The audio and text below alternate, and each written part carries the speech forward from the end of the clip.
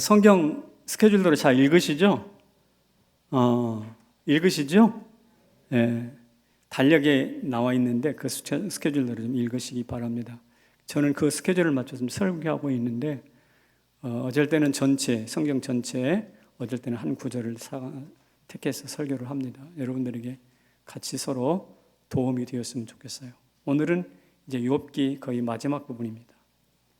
오늘 말씀의 제목을 이렇게 정했습니다. 위대한 세 마디. 말에 대한 교훈이 잠언에 많이 나옵니다. 잠언에 보면 이런 말이 있어요. 때에 맞는 말이 얼마나 아름다운고. 또 이런 말도 있어요. 경우에 합당한 말은 아로새긴 은쟁반에 뭐 같다? 금상과 같으니라.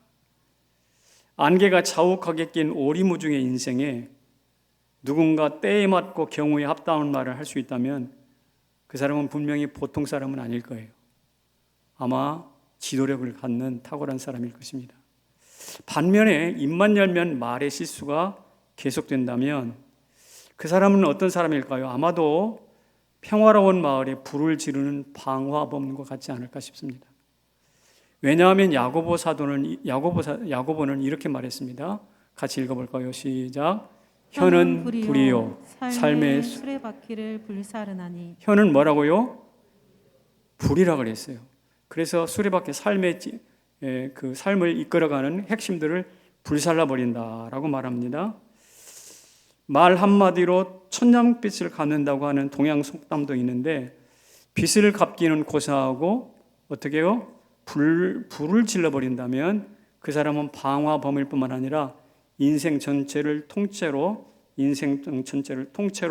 파괴하는 흉악범입니다. 그래서 기억할 것은 때에 맞고 경우에 합당한 말은 빚을 갚는 것은 물론이거니와 무너진 인생도 다시 세웁니다. 그 샘플이 누군가 하면 오늘 욥이에요. 욥. 이제 욥기 마지막 부분에 가면 욥이 고백했던 위대한 세 마디가 나온다고요. 근데 이 위대한 세 마디가 고난으로 인하여 만신창이가 되어버린 욥의 인생을 다시 리빌드, 다시 세우거든요. 사람이 말을 하지만 말이 모이고 쌓여서 그 사람의 인생을 구성하거든요. 그런 측면에서 욥을 다시 세웠던 이 세 마디에 주목한다는 것은 대단히 큰 의미가 있습니다. 그 세 마디가 무엇인지 오늘 함께 살펴보겠습니다. 같이 읽어볼까요? 시작. 위대한 세 마디를 찾아서. 위대한 세 마디를 찾아서. 그 세 마디를 제가 짧게 요약을 할게요. 첫 번째 마디에는 이런 의미가 있어요. 지식의 실패자입니다. 지식의 실패자입니다. 그런 뜻인데요. 제가 지난주에 설명했는데 하나님이 욥이 불평을 하자 나타나셔서 욥에게 무려 60배, 70개에 해당하는 질문을 막 연타로 쏟아부었다고 그랬죠. 기억나시죠? 해답을 주시지 않고 연타로 수많은 질문을 쏟아부었어요. 그런데 그 질문을 모으보니까 마치 퍼즐을 모으면 아름다운 그림이 나오듯이 하나님의 품이 나왔다 그랬어요. 이것도 기억하시죠? 네. 그러고 보니 하나님의 품을 경험하고 보니 결함이 없는 지혜와 측량 불가능한 권능을 가지고 계셨음에도 불구하고 자기 말도 안 되는 불평을 끝까지 들어주신 하나님 앞에 너무 감사하고 너무 부끄러운 거예요. 그래서 내가 무지한 말로 이치를 가렸습니다. 죄송합니다 하고 입을 가렸어요. 그리고 오늘 본문에서 무지한 말로 이치를 가린 자 누굽니까? 바로 접니다 라고 말해요. 바로 접니다. 나는 여기서 무지한 말로 이치를 가리는 자라는 말은 아무것도 모르는 무식쟁이다 그런 뜻이 아니에요. 무지한 말로 이치를 가른다는 말은 아무것도 모르는 무식쟁이다, 일자무식이다 이런 뜻이 아니고요. 지식이 너무나 많은 거예요. 그런데 너무나 많은 지식을 가지고 현자를 자처하면서도 지혜의 핵심에 도달하지 못하는 지식의 실패자다 이런 뜻이에요. 예를 들어 볼까요? 많은 경제학자들이 우리나라에 있습니다. 박사학위 받는 사람 많아요. 그런데 이분들이 IMF를 예측했어요? 예측했던가요? 아니요. 우리나라 정치학 박사들이 굉장히 많습니다. 그런데 이분들이 2번이나 있었던 쿠데타를 예측하거나 막아냈나요? 아니요. 무력하게 오히려 그들을 도왔어요. 최근에 집값이 막 천정부지로 올랐잖아요. 맞죠? 그런데 얼마 전까지만 해도 유튜브를 열어보면 집값이 폭락한다는 글들이 너무나 많이 부지기수로 있었어요. 아신 분은 아실 거예요. 정치가든 경제가든 뭐 누구든지 모두가 다 헛다리를 짚고 있는 것이 오늘 우리의 삶입니다. 그런 측면에서 본다면 우리는 오늘 이 시대 현대 지식인들은 지식의 실패자예요. 그런데 이들은 지식을 가지고 있으면서 전문가인 척 하는데 실제로는 무엇인가 몰라요. 그런데 아는 척 합니다. 아닙니다. 그런데 긴 척 해요. 이런 전문가의 독재, 지식의 실패를 누가 범했는가? 바로 욥이 범했다는 것을 알아요. 하나님 앞에서. 그래서 지금 첫째 마디가 무지한 말로 이치를 가린 자가 바로 접니다. 이 말을 하는 거예요. 저는 욥이 대단히 정직하고 솔직한 사람이라고 생각합니다. 하나님 앞에서 자기의 추악함과 지식의 실패를 정직하게 인정했으니까요. 맹자는 이것을 일컬어서 군자가 갖추어야 할 덕목 중에 하나다라고 말하면서 자기의 실패를 인정하고 부끄러워할 줄 아는 것을 수호지심이라고 그랬어요.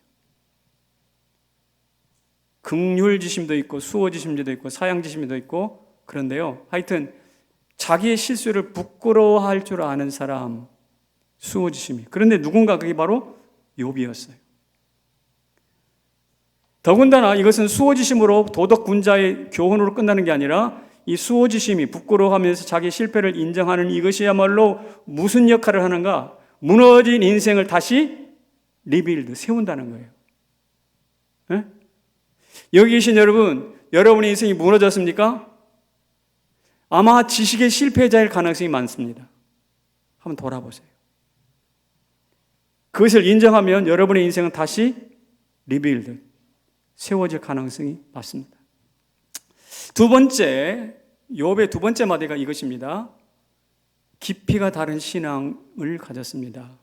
같이 성경 구절 읽어볼게요. 시작. 내가 죽게 대하여 귀로 듣기만 하였사오나 이제는 눈으로 주를 배움나이다. 예, 귀로 들었는데 이제는 눈으로 직접 확인한단 말이에요. 다른 번역 성경을 하나 봤더니 귀로 들었다는 말을 내가 소문으로 들었으나 라고 소문이라는 말을 가지고 설명을 했어요. 소문.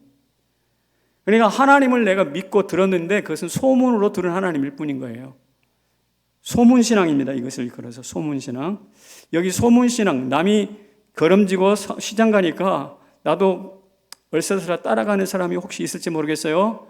여러분 옛날 속담에 걸음을 지고는 어디로 가야 돼요? 걸음 졌으니까 어디로 가야 돼? 밭으로 가야죠. 논으로 가야죠. 그런데 걸음을 지고 보니까 다른 사람이 시장 가더라고. 그러니까 그걸 걸음 지고 시장 따라가는 이 어리석음이죠. 어리석음이요. 이게 소문신앙의 한 형태입니다. 그런데 이제 직접 눈으로 보았다는 거예요. 이것을 저는 이렇게 이름을 지었어요. 목격신앙이라고요. 소문신앙이 아니라 목격신앙이라고요.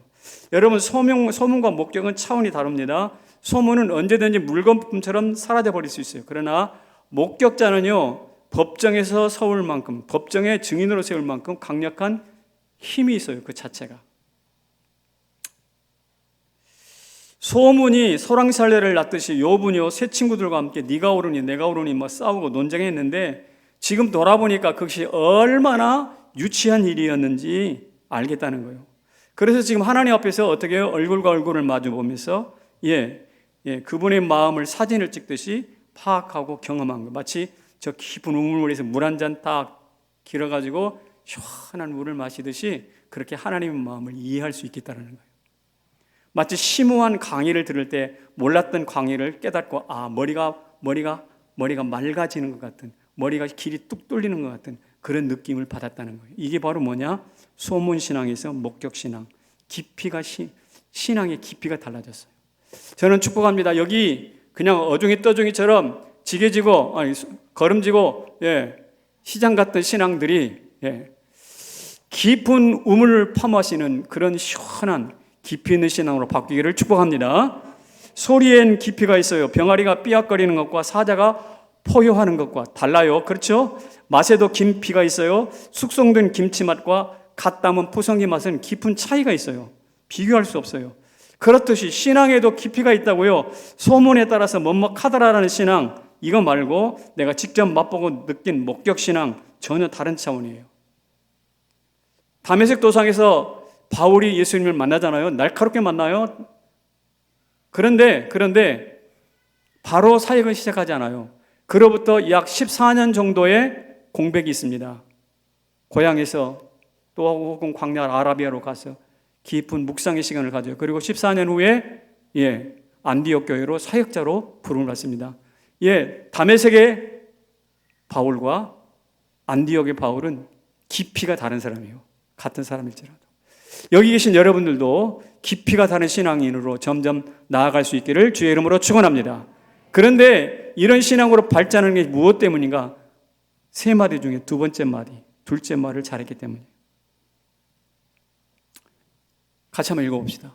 시작. 고난당한 것이 내게 유익이라. 이로 말미암아 내가 주의 율례를 배우게 되었나이다. 고난당한 것이 우리의 인생의 깊이를 더하더라고요. 고난당한 사람과 안 당한 사람은 차이가 달라요. 저도 아프기 전과 아픈 이후에 그래도 조금은 달라진 것 같아요. 세 번째, 욥의 세 번째 마디가 이것입니다. 세포까지 바꾸는 회개가 있어요. 실패한 지식인 욥과 깊이를 더하는 하나님이 만나서 결국 이루어낸 게 무엇이냐면 세포까지 바꾸는 회개예요. 여기 티끌과 재 가운데서 회개하나이다라는 세 번째 마디, 욥의 세 번째 이야기인데 티끌과 재라는 말이 무엇을 의미할까? 티끌은요, 창세기에서 하나님께서 아담을 만들 때 흙으로 만드셨죠? 그 흙이라는 말과 여기 티끌이라는 말이 같은 단어예요. 여기 티끌이라는 말은 그러니까 흙이라는 뜻입니다. 먼지라는 뜻이에요. 이 말은 무슨 말이냐면 인간이 시작되는 인간이라는 존재가 만들어진 그 첫 번째 재료, 시작점이 티끌이거든. 죄는 뭐냐? 이스라엘은 범죄하면 죄를 뒤집어 쓰고 그 앞에 회개하잖아요. 죄는 뭐예요? 모든 것이 다 불타버린 종착지 아닙니까? 그러니까 자기 인생이 내 인생의 출발은 무엇이다? 흙이다, 먼지다. 내 인생의 마지막은 무엇이다? 죄다. 아무것도 남는 게 없다. 이 사실을 직면하는 거예요. 누가? 욥이. 그래서 티끌과 죄를 뒤집어 쓰고 그 위에 앉아서 기도하고 회개하는 거예요. 하나님, 제가 대단한 줄 알았더니 그렇지 않아요. 저의 시작은 먼지였어요. 저의 끝은 죄였어요. 죄일 뿐이에요. 하나님, 이런 저를 용서해 주세요. 이것은 어디서 시작되는가? 세포, 먼지 하나가 내 몸 세포 하나를 이루었다고 한다면 세포에서부터 시작되는 회개거든. 그래서 그 세포를 바꾸는 회개거든. 이런 회개가 우리 모두에게 있기를 축복합니다.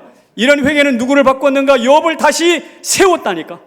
우리에게도 그런 은혜가 있기를 주의 이름으로 축원합니다.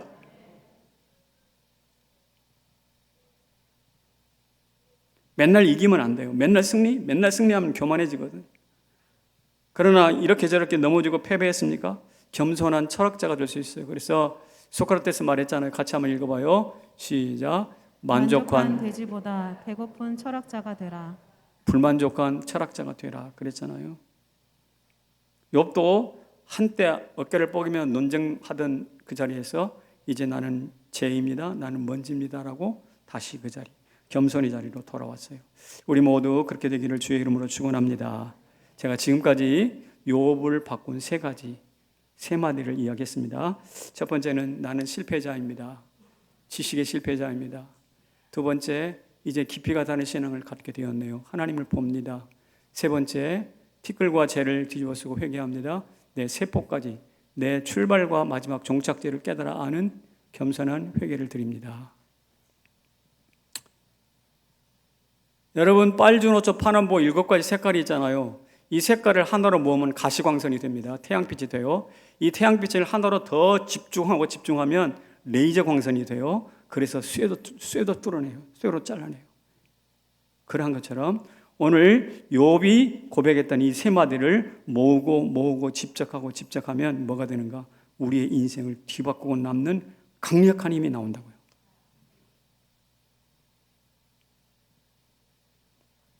이런 은혜가 52주년 되는 오늘 이 주간에 여러분의 50년을 살았던 60년을 살았던 살아오신 여러분의 인생 가운데 나타나시기를 축복합니다.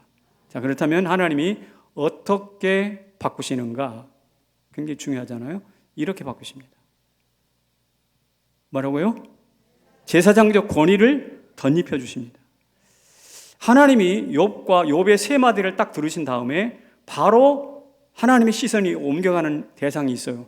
누구냐면 욥의 세 친구들입니다. 욥의 세 친구들에게 주님 말씀하십니다. 제가 요약해서 말씀드릴게요. 내가 너희한테 분노한다. 욥의 세 친구들에게 너희 말이 옳지 못해. 욥의 말보다 너희 말이 옳지 못해. 그러니 제물을 준비해서 욥을 찾아가라. 그리고 욥이 대신해서 너희를 위해서 제사를 드려달라고 그래. 그리고 너희를 위해서 기도해달라고 해. 그렇지 않으면 너희를 용서할 수가 없단다. 자, 3대 1로 막 치열하게 논쟁하고 싸웠는데 하나님 누구 편 든 거야? 욥 편 든 거예요. 그리고 욥에게 무엇을 입혀주셨어요? 이 세 사람을 위해서 제물을 드리고 기도해 줄 수 있는 제사장적 권위의 옷을 입혀주셨어요. 이 세 사람의 희망은 지금까지 너 욥 잘못됐어라고 자기들이 난도질했던 욥의 한마디에 욥의 일거수일투족에 걸려 있는 거예요. 대단한 반전이죠. 엄청난 반전이죠. 위대한 세 마디를 드린 사람과 그렇지 않은 사람의 차이입니다. 위대한 세 마디를 드리는 교회와 그렇지 않은 교회의 차이입니다. 우리 모두 욥처럼 위대한 세 마디를 하나님께 드릴 수 있기를 축복합니다. 그리고 그런 말미암는 위대한 반전이 우리 가운데 나타나기를 축복합니다. 그래서 우리에게도 욥처럼 어떤 옷 제사장적 권위의 옷을 입혀주시기를 축복합니다. 사실 생각해 보세요. 지금 욥은 완전히 회복된 상태가 아니잖아요. 욥이 피부병에 걸려가지고 알거지가 된 상태에다 피부병에 걸려가지고 난리가 그냥 꼴보리 말이 아니야. 그런데 몰골이죠. 꼴보리 아니라 몰골이 말이 아니야. 그런데 그 욥에게 권위의 옷을 입혀주시면서 제사를 드리라고 하네. 욥이 이것을 상상이나 했겠어요? 욥이 상상이나 했겠냐고. 아직도 기와장으로 몸을 벗고 긁고 있을지도 몰라요. 그런데 그 제사장의 옷을 입을지 상상이나 했겠냐고. 우리도 마찬가지예요. 아직도 재정적인 위기, 경제적인 위기, 이런저런 위기 때문에 내 몸에서 마치 기와장을 박박 긁어가지고 똑부러진 해결책을 마련하고 싶은 것이 사실인데, 그런 우리를 탓하지 않으시고 우리에게 무엇을 입히신다고요? 제사장의 옷을 입히신다고요. 할렐루야. 그 순간이 어딘가요? 저 오늘 이 자리에 앉아서 예배드리는 순간 어쩌면 하나님을 우리에게 제사장의 옷을 입히고 계시는지도 모르거든.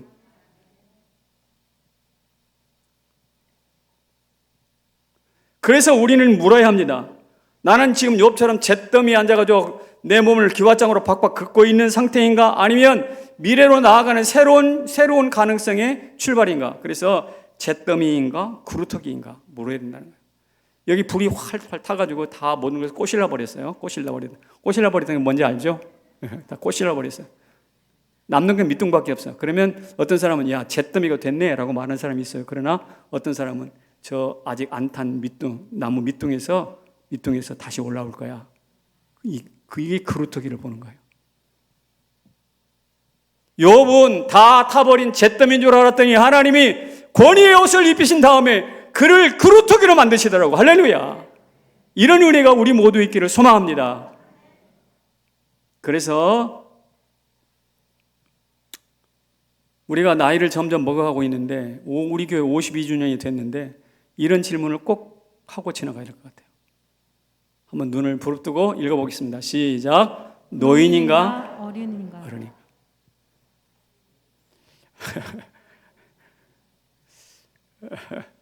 제 부탁입니다. 내가 어디 가는데 목사님은 노인이세요? 어른이세요?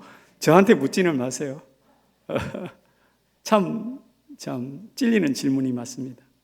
그래서 어느 목사님이 노인인가? 나는 노인이 아니라 어른이 되고 싶습니다. 이런 설교도 했더라고요. 그런데 그것은 어느 한 설교가의 소망이 아니라 팬데믹에 허덕이는 우리 모두의 소망이기도 합니다. 우리 교회가 올해 52년 맞이했거든요. 우리 교회는 점점 늙어가는 걸까요? 노인 교회일까요? 혹은 어른 교회일까요? 이것도 물어봐야 된다고 생각해요. 세월이 간다고 떡 먹듯이 세월만 주워 먹으면 안 되잖아요. 나이가 들수록 세상이 흔들 수 없는 강력한 무게감이 우리 가운데 생겨야 되거든.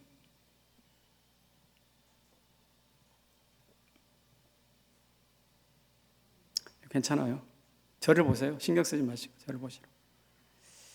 2019년도에 프랑스의 노틀담 성당, 노틀담 성당이 불탔어요.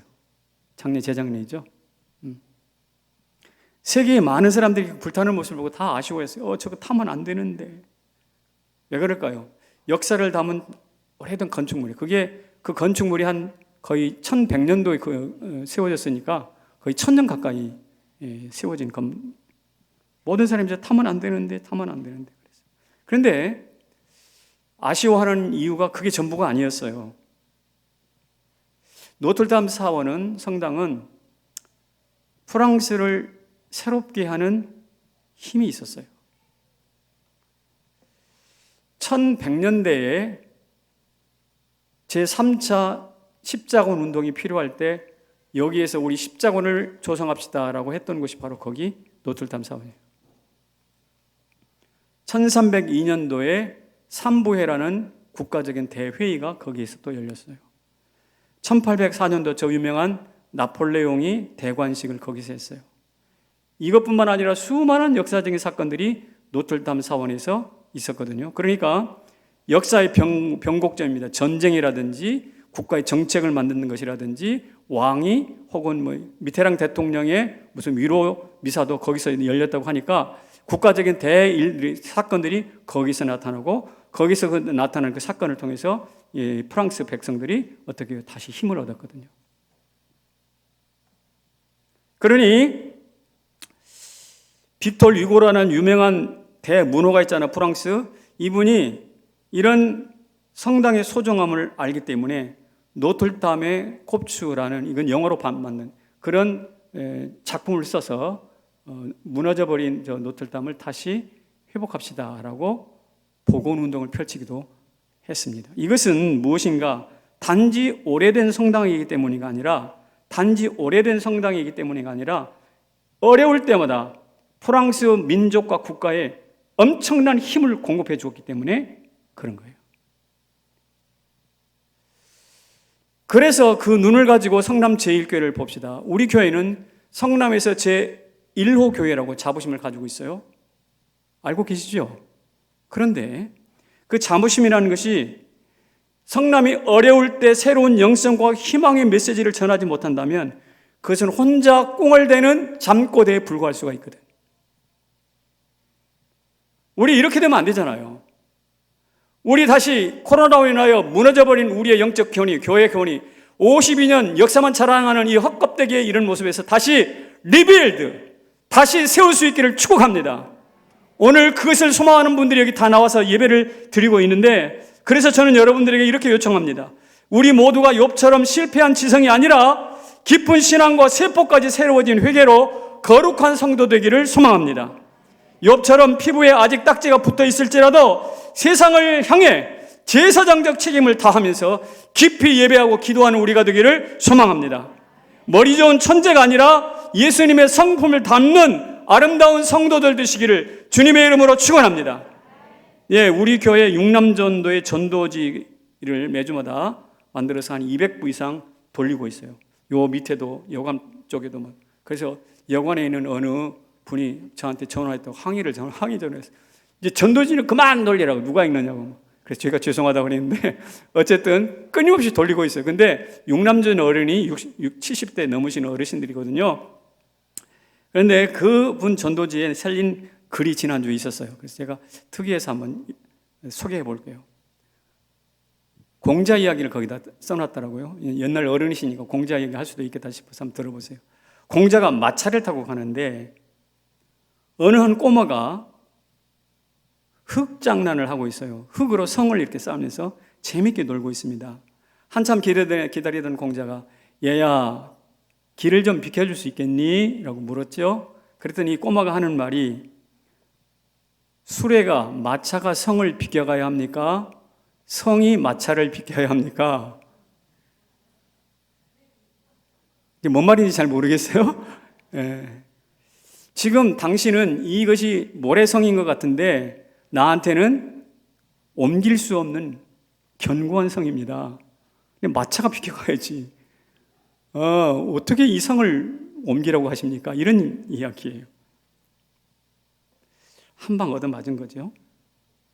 이 꼬마가 공자 선생님에게 묻습니다. 저도 한번 질문해 보겠습니다. 어르신, 겨울에 모든 나무는 잎이 져가지고 다 지는데 왜 소나무는 푸릅니까? 한참 생각하다가 아마 속이 꽉 찼기 때문이 아니겠냐. 속이 꽉, 소나무가 단단하잖아요. 속이 꽉 찼기 때문에. 그러면 저 속 빈 대나무는 왜 푸릅니까? 이번에도 할 말이 없어요. 2전 2패. 그런데 말입니다. 그 똑똑한 아이 이름이 황택이라는 이름을 가졌대요.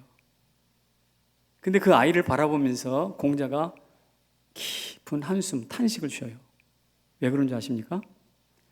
저 아이가 대단히 지혜롭지만 덕이 없구나 그랬어요. 뭐가 없다고? 덕이 없구나.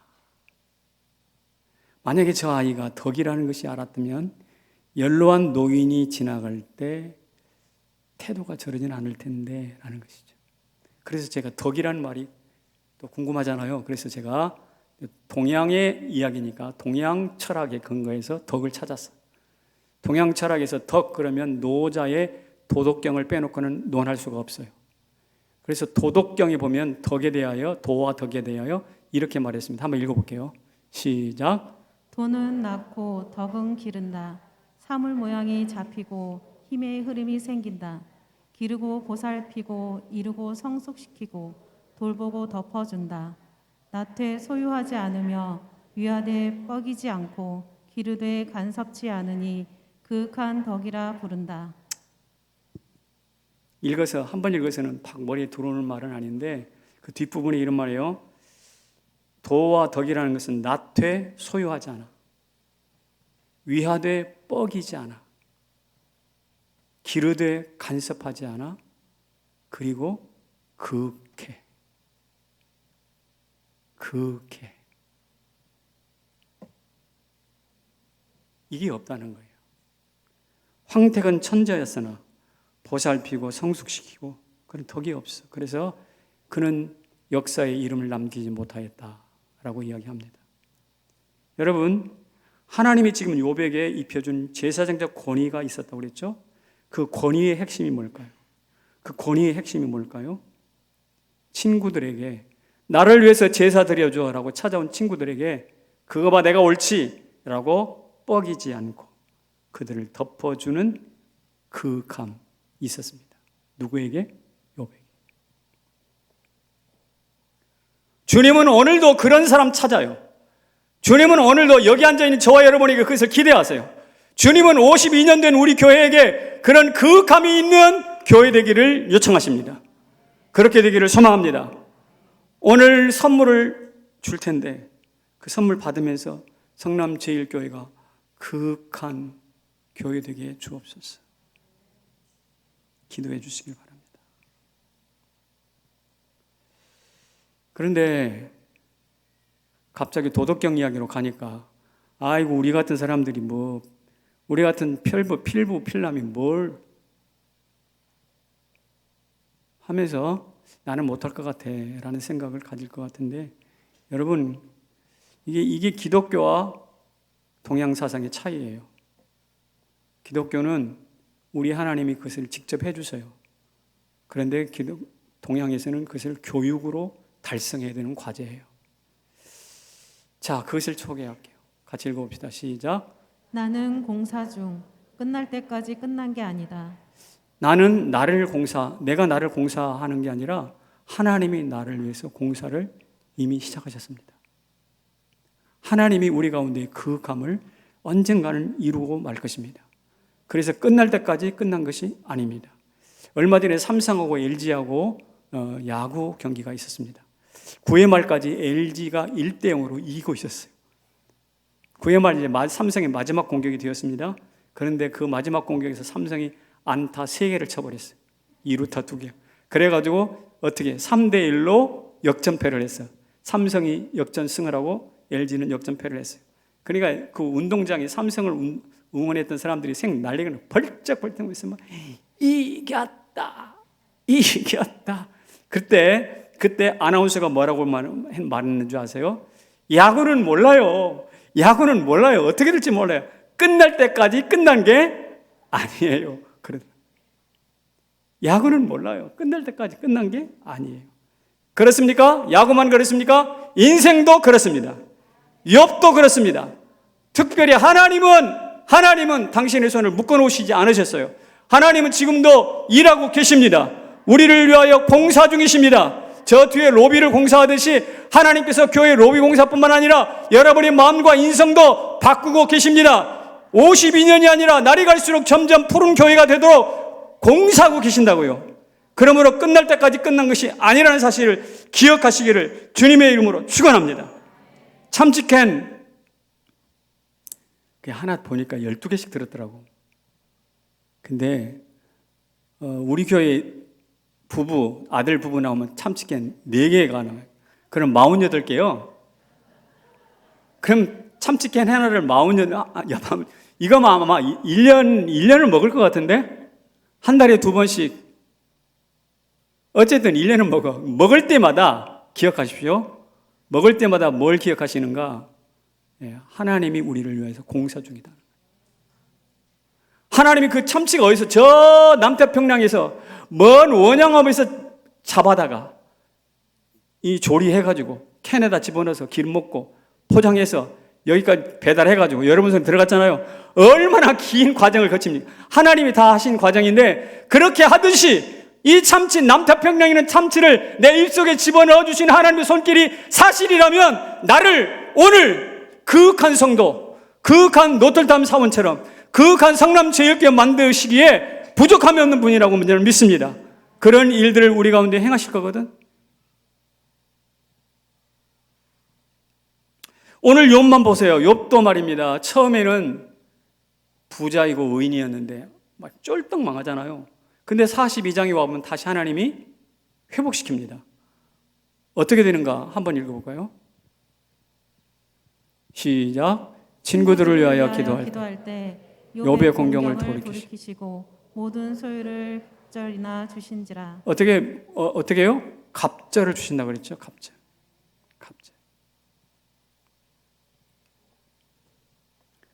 그래서 그 갑절 주신 것이 어떤 건지 한번 봅시다. 시작. 양이 7,000이었는데 14,000마리, 낙타가 3,000마리에서 6,000, 소가 500에서 1,000결이, 암나귀가 500에서 1,000. 앞부분에서는 7,000이고 3,000이고 500이고 500이었는데 이번에는 14,000, 6,000, 1,000, 1,000이 됐어요. 그래서 우리 교회 계목사가 이 본문을 가지고 설교를 하면서 어떻게 계산을 했는지 전의 재산이 약 2,500억 개로 계산했더라고요. 여러분 소 한 마리가 500만 원, 600만 원 하잖아요. 그죠? 그렇죠? 그러니까 그렇게 계산하면 아마 2,500억 정도 된대요. 제가 마리수를 계산해 보니까 12,000마리인가 되니까. 그런데 말입니다. 곱절로 주셨잖아요. 곱절로. 그러면 2,500억이 얼마나 됐어요, 이제? 5천억. 여기 5천억 부자 한번 나와보세요. 예. 하나님이 오늘 우리를 5천억 부자, 영적으로, 육적으로 그렇게 부자 만드시기 위해서 오늘도 쉬지 않고 일하시는 것을 믿으시기 바랍니다. 그런데 욥이 어떻게 그렇게 복을 받았을까요? 위대한 세마대가 있었기 때문에 가능했어요. 위대한 세마대. 그러면 저는 여러분이 그렇게 질문합니다. 욥이 위대한 세마대로 이런 복을 받았다고 한다면 저는 여러분에게 묻는 거예요. 여러분의 세마디는 뭐냐고. 욥이 세마디로 인생이 바뀌었다면 여러분의 세마디도 있어야 될 거 아니야. 숙제입니다. 숙제. 일주일 동안 고민하세요. 하나님, 저 무너져버린 코로나로 이런 걱정, 이런 재난으로 무너져버린 제 인생을 다시 세울 수 있는 나의 세마디는 무엇입니까? 가르쳐 주시옵소서. 아까 다시 욥의 세마디를 참고로 알려드립니다. 시작. 무죄한 말로 이치를 가르지 않겠습니다. 깊은 물에 금을 내리듯 깊이의 신앙이 되겠습니다. 세포까지 바꾸는 깊은 회개를 하겠습니다. 이럴 때에 하나님께서 우리 인생을 든든히 다시 세울 줄로 믿습니다. 자리에서 일어나십시다. 주가 보이신 생명의 길, 나 주님과 함께 같이 찬송합니다.